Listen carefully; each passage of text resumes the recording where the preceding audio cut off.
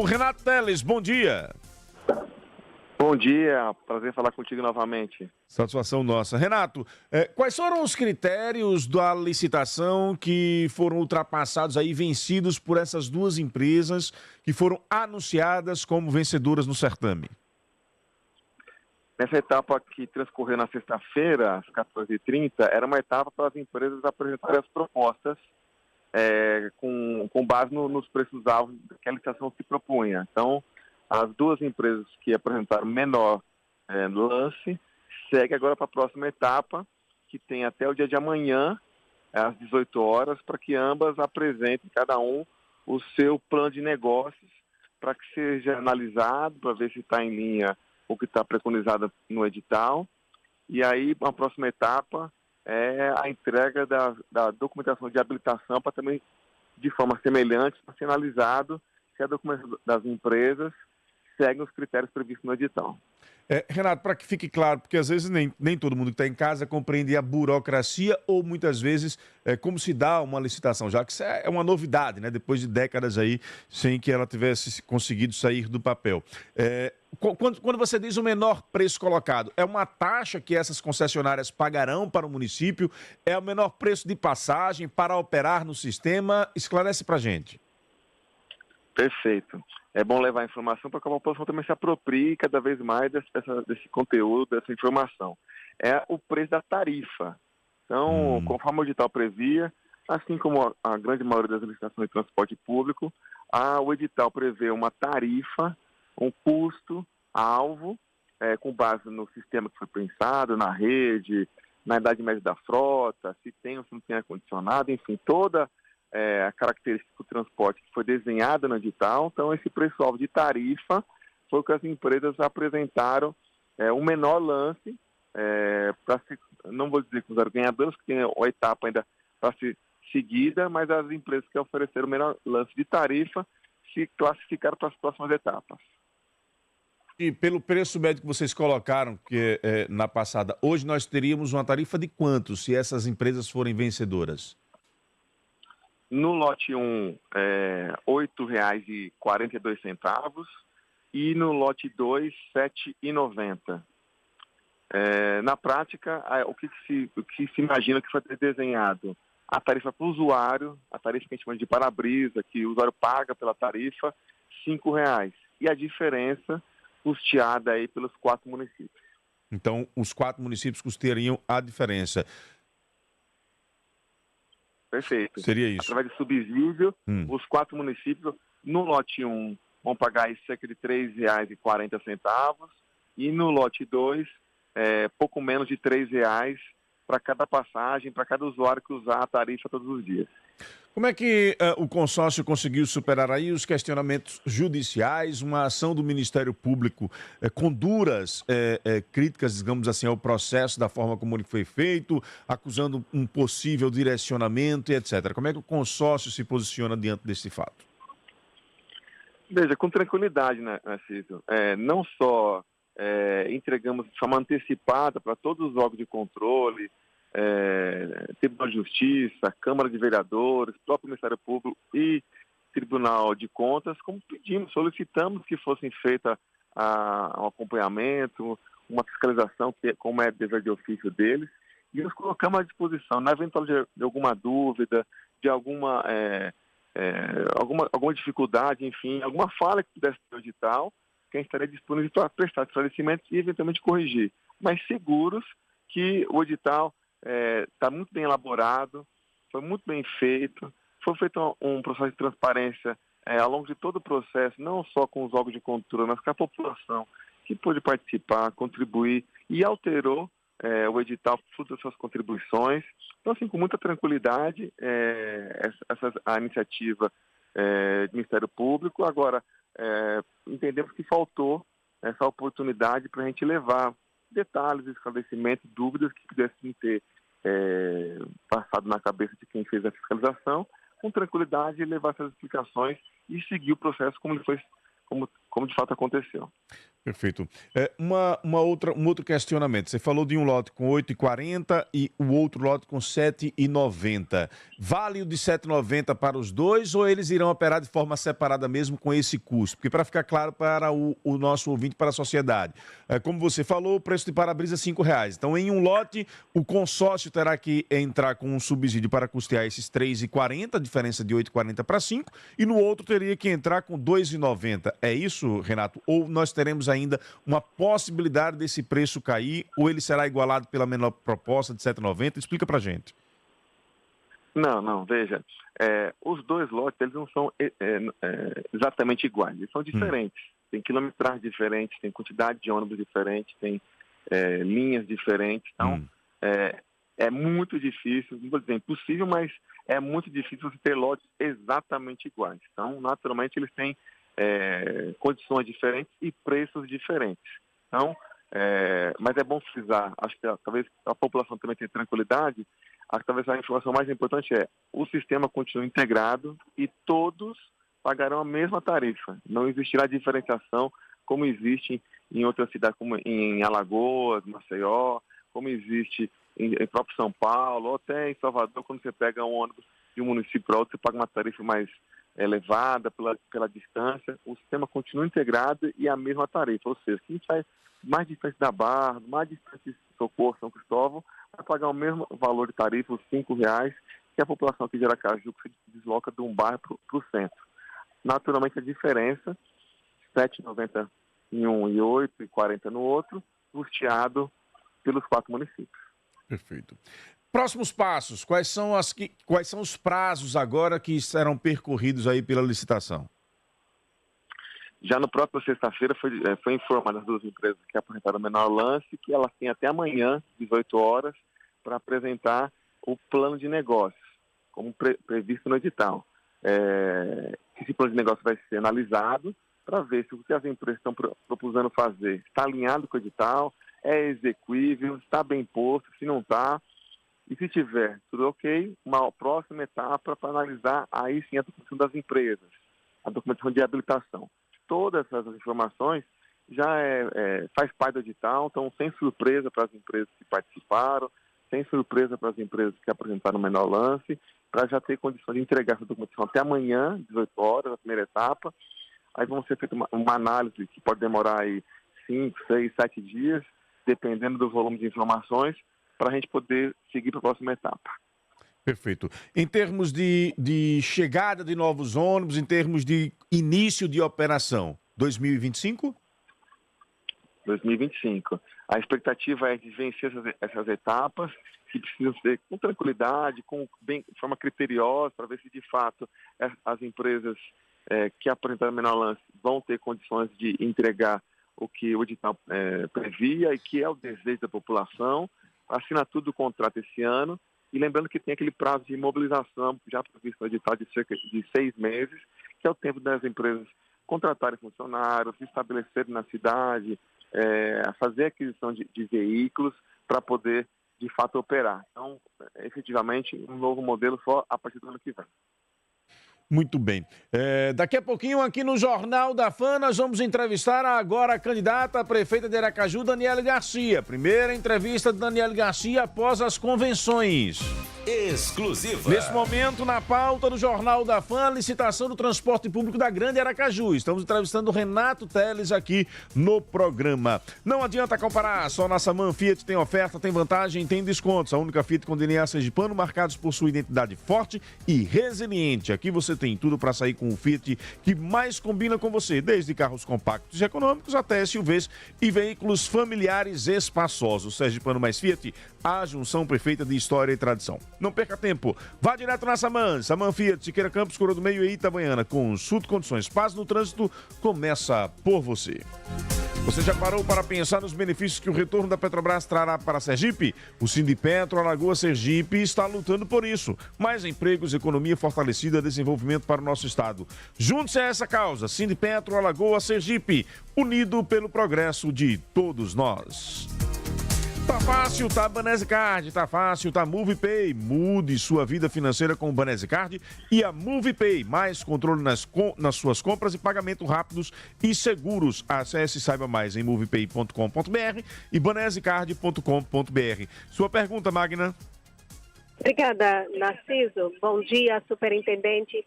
Bom, a minha se refere a uma nota que foi publicada pelo Sindicato, né, dos Trabalhadores, o Sintra, e aí onde eles estão manifestando uma preocupação com esses rodoviários. Inclusive, até na nota, eles informam que está tramitando uma ação judicial no Tribunal de Justiça para validar ou suspender o processo licitatório. Aí minha pergunta, ainda corre algum risco em relação a isso?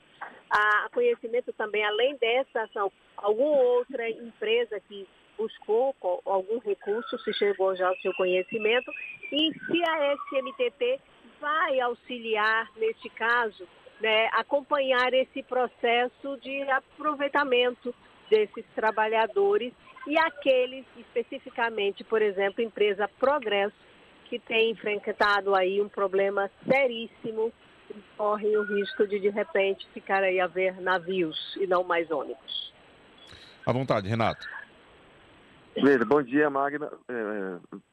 Vejo com tranquilidade essa questão judicial, mas insisto na segurança, na tranquilidade, no processo feito não só de forma transparente, mas com lisura, embasado tecnicamente, e se porventura tiver questões, não sei, desconheço fatos novos de outras empresas que pudessem entrar na justiça, desconheço de verdade, mas com muita tranquilidade, com muita transparência o processo que seguiu, com embasamento técnico.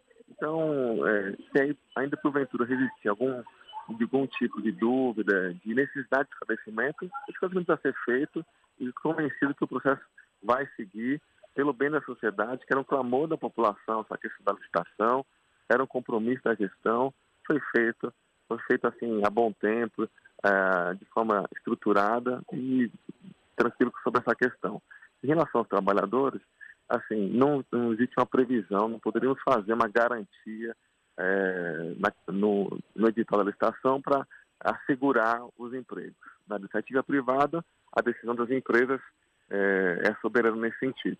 Mas entendo como factível boa parte dos bons funcionários serem aproveitados, em especial pela empresa que não atua aqui na região, não atua na cidade, contratar esses motoristas que já têm algum tipo de expertise, experiência, não devem trazer 100, 200, 300 motoristas da cidade onde eles atuam e contratar aqui pela cidade.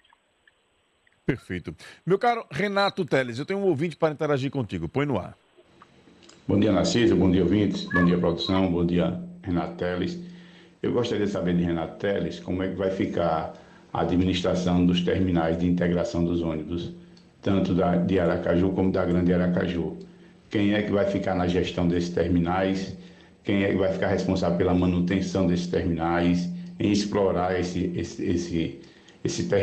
terminais, né? Um outro questionamento que a sociedade precisa saber é como vão ficar esses empregados dessas empresas que não vão participar da gestão do transporte coletivo agora em 2025, né? Nós temos os empregados da Progresso, dessas empresas aí que já estão com o salário atrasado há mais de 2 meses, seus FGTS não estão sendo depositados. Como é que vai ficar isso? Porque corre o risco desse sistema entrar em colapso antes de 2025, porque uma vez que esses empregados já sabem que não vão continuar, eles vão pressionar para poder receber com todo o direito as suas verbas rescisórias e atualizar os seus FGTS, né? Então, eu gostaria de saber de Renato Teles qual é a visão da SMTT diante disso e se as autoridades vão tomar providência, né? A Delegacia Regional do Trabalho, o Ministério Público do Trabalho, para que a gente não tenha de novo aquele caos que aconteceu com o final do Grupo Bonfim. Um abraço a todos, uma boa semana aos da Atralaio. Renato, fique à vontade. Bom dia, ouvinte. Em relação aos terminais, não faz parte de toda a licitação os terminais. Então, assim como todos os ativos do transporte público, terminais, por exemplo, abrigos de ônibus, etc., tudo vai passar para o consórcio. Então, o responsável pelos terminais, manutenção, algum tipo de exploração, passa a ser o consórcio a partir da assinatura do contrato, a partir da homologação da licitação, passa a ser de responsabilidade do consórcio. Então, não foi objeto da licitação, não tem nenhuma relação com as empresas, nem as atuais, nem as que participaram aí do processo da licitação.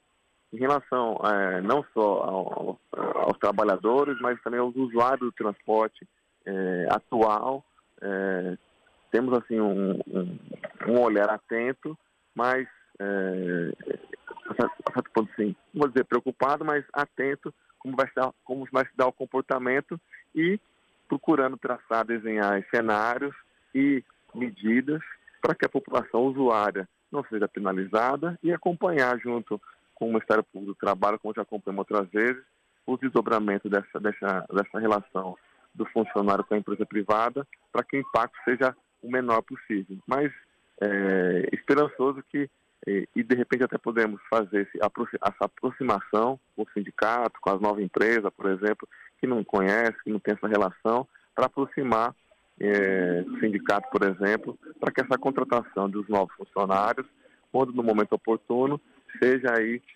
possa se aproveitar da maior parte dos funcionários que atuam hoje no sistema. Mais 2 ouvintes para a gente encerrar com o Renato Teles. Vamos lá. Bom dia, Narciso Machado, sua produção e ouvintes do Jornal da Fã. Narciso, quando o programa destaca a questão do consórcio público, da aprovação da licitação, nós estivemos na SMTT de Aracaju, eu e uma comissão de moradores do povoado Timbó da Penitenciária em São Cristóvão, semana passada, reunidos com o coordenador do consórcio público, o Renato Teles, reivindicando que a linha São Cristóvão via Oswaldo Aranha possa entrar no povoado Timbó da Penitenciária pelo menos 3 horários. 5 da manhã, meio-dia e 6 da tarde, porque é uma comunidade que não tem linha de ônibus. E ao passo que levamos essa reivindicação, nós também levamos uma reivindicação das comunidades do São Luís Cardoso, Rosa Luxemburgo e Fazenda Tabu, em São Cristóvão, e Lavandeira, Bita, Oiteiros e Quissamã, em Nossa Senhora do Socorro, para que as linhas 712 Cardoso e 714 Quissamã possam ter seus horários aos domingos e feriados regularizados, porque são horários que não estão atendendo a essas comunidades. Miltinho do Cardoso, em São Cristóvão, para o Jornal da Fã. Bom dia, Narciso, bom dia a todos que fazem essa grande emissora, bom dia a todos os ouvintes. E bom dia a Renato, que está aí dando essa entrevista sobre a licitação do transporte público, coletivo, né? Eu deixo a pergunta, vai fazer a licitação, entrarão novas empresas, e quem vai fiscalizar os horários desses transportes? Quem vai fiscalizar a qualidade desses transportes? Porque há anos que a comunidade reclama, e apesar das reclamações, a gente vê que não há fiscalização. Então não adianta a licitação e ônibus novos se não tiver um órgão fiscalizador que faça essas empresas cumprirem as obrigações às quais elas se comprometeram a cumprir. Um bom dia a todos. Aqui é Marta, do bairro José Conrado de Araújo, sempre na escuta. Muito bem, muito obrigado, Marta, muito obrigado, Miltinho. Para encerrar também, meu caro Renato Teles, o ex-deputado Zezinho Guimarães diz aqui: se a nova tarifa será de quase R$ 8,00, ele admite que quebrou as empresas atuais, congelou a tarifa média em R$ 3,50, levou a quebradeira. Fica à vontade para encerrar com esses 3, meu caro Renato. De trás para frente, muito pelo contrário. Essa questão da tarifa é fácil o raciocínio. Ônibus com idade média muito mais baixa, ônibus com ar-condicionado, outra rede de transporte. Nós temos um produto hoje funcionando, operando, uma rede, agora vamos tratar de um outro produto, uma outra realidade, um outro cenário, outro preço. Simples raciocínio para a população entender e até para o deputado também poder entender. Para o ouvinte que falou da fiscalização, ela é responsável do consórcio. E agora a licitação também ajuda até nesse sentido, porque tem regras claras, pactuadas através de contrato. Ela é bom para a população, ela é bom para a empresa, que tem uma certa segurança, com obrigações para o setor público, no caso do consórcio, e regras claras e transparentes também para as empresas que precisam cumprir. Então fica muito mais fácil a questão da fiscalização e penalização para os dois lados, o setor público e para as empresas que efetivamente ganharam a licitação. De fato, o último ouvinte, de fato recebi na quinta-feira essa liderança lá do Timbó. Nos comprometemos essa semana a fazer uma análise lá na região, embora sejam ruas de terra, com difícil acesso, complicado, essa questão do pavimento ali na região, embora possa a entrada e saída nesse Timbó da penitenciária possa acarretar aí 30 minutos a mais no tempo da viagem, entre sair da BR, entrar e sair, pode impactar nos demais usuários. Ficamos de fazer essa análise lá no local para ver as condições do pavimento, a largura da via, enfim, melhor horário para poder equacionar essa linha. E após essa análise, dar um retorno lá para essa liderança, para comunicar aos moradores, enfim, e poder fazer o ajuste que for necessário. Assim, siga à disposição, é uma oportunidade de falar com você, com seus ouvintes, levar esclarecimento, desmistificar cada vez mais, seguro, de um trabalho assim bem feito, com transparência, com qualidade técnica e cada vez mais levar essa informação para deixar qualquer suspensão que possa ter no processo, essas dúvidas, como por exemplo, um preço agora, um preço depois, com tranquilidade, com embasamento. Vamos vencer essa etapa também e levar esse transporte que a população deseja e merece.